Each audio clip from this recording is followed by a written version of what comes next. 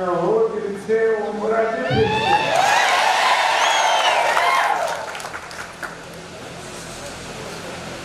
उपस्थित आपले खासदार आणि उमेदवार सन्माननीय ओमराजे निंबाळकर,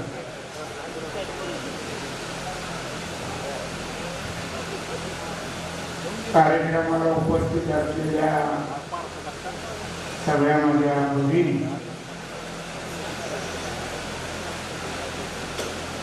2 दिवसाच्या निरोपावर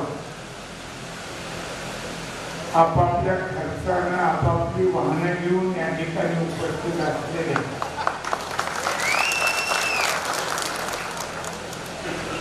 सगळे माझे ज्येष्ठ तरुण सहकारी मित्र आणि पत्रकार बंधू,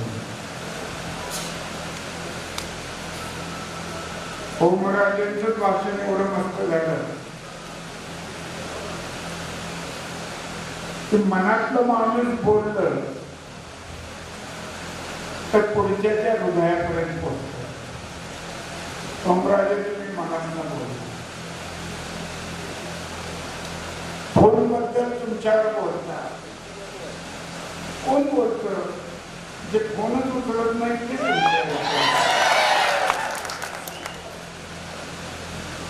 आणि तो जनसेवक आहे, याचा फोन 24 तास चालू असलाच पाहिजे. अनेकांचा तुमचं उदाहरण मी ऐकलं की तुमच्या फोनवर कोणाचा तरी जीव आहे. मी सुद्धा ज्यावेळेस पासून हे दगड आलं त्यावेळेस पासून ते कधीही माझ्याकडे बंद नसतं. त्याचा अनुभव मला एक असा आला की लातूरला जाणारी बस आपल्या आरडा नाला जो आहे पाचशे रोडवर त्याच्यात खाली गेली आणि वाजल्यावरती 2 आणि 2 वाजता माझ्या फोनची रिंग वाजल्यावरून उचलला. माझा मित्र जयप्रकाश बेर्डे लातूरचे लोकमतचे संपादक, त्यांनी मला सांगितलं की असा ऍक्सिडेंट झाला. तिथल्या एकाचा फोन त्यांना आला आणि त्यांना बार्शी पोलीस स्टेशन किंवा कुर्डवाडी पोलीस स्टेशनचं फोन नंबर नाही, तर तू माझ्यासाठी मी कुर्डवाडी पोलीस स्टेशनला फोन केला, बार्शी पोलीस स्टेशनला केला. त्यांनी वायरलेसवरनं सगळीकडे तो मेसेज पोचवला आणि वेळेवर मदत मिळाली. त्यांना अनेक म्हणजे फोन हा आपल्याकडे गुड मॉर्निंग आणि गुड नाईट साठी किंवा चॅटिंग साठी सुद्धा आपला फोन हा आलेल्या फोनला त्याची कारवाई करण्यासाठी असतो. तो उचलायचा असतो, त्याची दखल घेऊन पुढचा फोन करायचा असतो. मी मिस कॉलला सुद्धा संकेताची परत फोन करतो की मी विलासराव देशमुख साहेबांकडे मुख्यमंत्री असताना सुद्धा त्यांच्या याच्यावर जर मिस कॉल पडलेला असायला तर मी मला कोणीतरी सांगितलं असायचं, मी मुद्दाम करून मिस कॉल केली.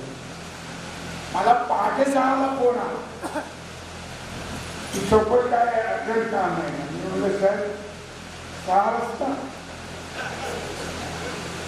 हो म्हणजे तुमचा फोन बघितला उशीर झाला, पण मी काही महत्वाचं असेल म्हणून फोन केला. म्हणलं साहेब तुम्ही फोनला उत्तर देता काही बघण्यासाठी. आता फोन चालू ठेवण्याचे सुद्धा तोटे आहे नाही असं. काही जण रात्री 11-12 वेळ होईल तसे आमच्या तालुक्यातलं नाही फोन, पण बाहेरच्या शेजारच्या तालुक्यातनं 11 वाजताच फोन आला. काय चालतंय साहेब? आवाजावरून मी ओळखलं त्यांचं काय चाललं. आता त्याला बरं वाटेल तसंच बोलावं लागतं. मी म्हटलं तुमचं काय चाललंय? ते माझं आधीच झालेलं, आता तुम्ही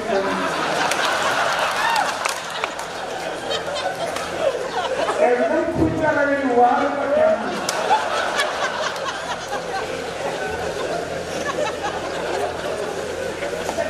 शेवटी आपण मी वकील झालेला आमचे माळी वकील होते ते म्हणले पक्षकाराला आवडेल, त्यांनी म्हणले चहा घ्यायचा वकील साहेब, चहा घ्यायचा, सिगरेट वडा वकील साहेब वडायची. मी म्हणलं माळीला आता एवढ्यावर ना आभार सिनियर झाल्यावर बघू म्हणजे ते आपलं काम आहे, तुम्ही प्रामाणिकपणे ते करता. माझा अनुभव आता तुम्ही सांगितलं, अनेक चिन्ह झाले, तुम्ही बळजबरीनं नव्हती घेतली माझ्या घरात. मी काय धनुष्य पान घेऊन खाली वर काय द्रौपदी स्वयंवराला नव्हतं केलं. साहेबाबरोबर होतो 85ला मला उभारायला सांगितलं, उभा